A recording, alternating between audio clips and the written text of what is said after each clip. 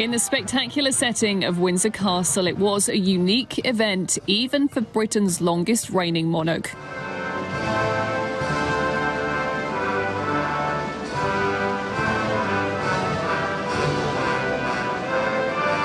A small military parade to mark the Queen's official birthday after Trooping the Colour had to be cancelled because of coronavirus.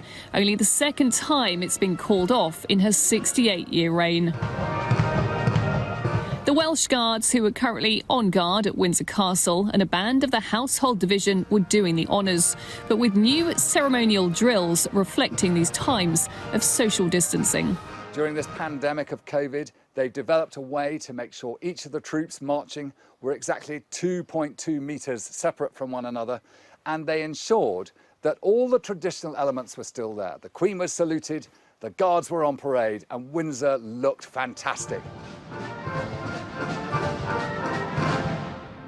This was the first ceremonial event since the pandemic started, and the Queen was keeping a close eye on every move. With fewer soldiers and more space, there was no room for any mistakes.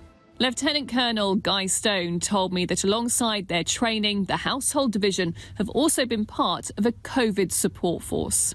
People join the regiments of the Household Division very conscious of the dual role that we have. So whether that's on operations in Afghanistan or Iraq or other places that we've been over the past few decades, or having the huge privilege of being personal bodyguards to the Sovereign. But also in the last few weeks, they have been, through what we have called Operation Rescript, delivering support against this COVID crisis. With nothing to see outside of the castle, the usual royal watchers had stayed away, but not everyone was doing their bit for social distancing. The palace obviously can't stop people gathering on a beautiful summer's day, but they have done everything they possibly can to try and keep the event low-key and stop crowds from gathering in Windsor. The royal family are very aware at the moment that everything they do is potentially setting an example to the rest of the country.